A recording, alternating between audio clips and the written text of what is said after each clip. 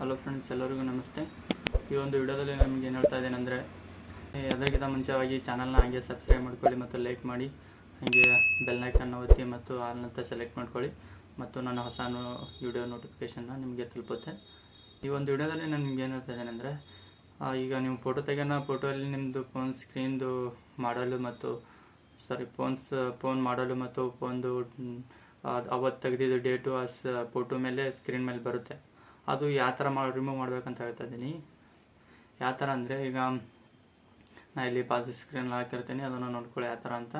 ಅದು ಈಗ ನೀವು ಫೋನ್ ಕ್ಯಾಮ್ರಾನ ಓಪನ್ ಮಾಡ್ಕೊಂಡ ನಂತರ ಅಲ್ಲಿ ಕ್ಯಾಮ್ರಾಕ್ಕೆ ತಕ್ಕಂತೆ ಅಲ್ಲಿ ಮ್ಯಾಕ್ಸ್ ಸೆಟ್ಟಿಂಗ್ಸ್ ಇರುತ್ತೆ, ಬ್ಯೂಟಿ ಅದು ಇದು ಅಂತ ಎಕ್ಸೆಟ್ರಾ.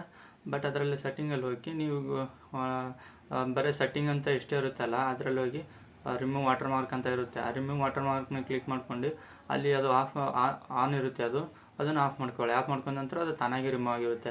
ಇದನ್ನ ಹಾಕಿರೋದು ITEL P40 ಫೋನ್ದು. ಈಗ ರೆಡ್ಮಿ 9 ಪವರ್ ಅಂತ ಹೇಳ್ತಿದ್ದೀನಿ.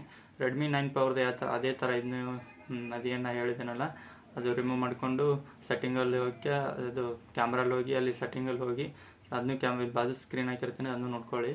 ಕ್ಯಾಮ್ರಾ ಓಪನ್ ಮಾಡ್ಕೊಂಡ ನಂತರ ಅಲ್ಲಿ ಸೆಟ್ಟಿಂಗಲ್ಲಿ ಹೋಗಿ ಸೆಟ್ಟಿಂಗಲ್ಲಿ ಇದಕ್ಕೆ ಎರಡು ಆಪ್ಷನ್ಸ್ ಬರುತ್ತೆ. ಆ ಎರಡು ಆಪ್ಷನ್ಸ್ನ ಆಫ್ ಮಾಡ್ಕೊಳ್ಳಿ. ಆಫ್ ಮಾಡ್ಕೊಂಡ್ರೆ ಅದು ತಾನಾಗಿ ಹೋಗಿರುತ್ತೆ. ಇಲ್ಲಿ ಬಾಜು ಸ್ಕ್ರೀನಲ್ಲಿ ಹಾಕಿರ್ತೀನಿ, ಅದೇ ಥರ ಫಾಲೋ ಮಾಡಿಕೆ ಅದನ್ನ ಇಲ್ಲಿ ಕನ್ಫರ್ಮ್ ಅದು ರಿಮೂವ್ನ ಮಾಡ್ಕೊಂಡ್ಬಿಡಿ. ಮತ್ತು ಹಂಗೆ ಚಾನಲ್ನ ಸಬ್ಸ್ಕ್ರೈಬ್ ಮಾಡಿ ಮತ್ತು ಲೈಕ್ ಮಾಡಿ, ಹಂಗೆ ಸಪೋರ್ಟ್ ಮಾಡಿ.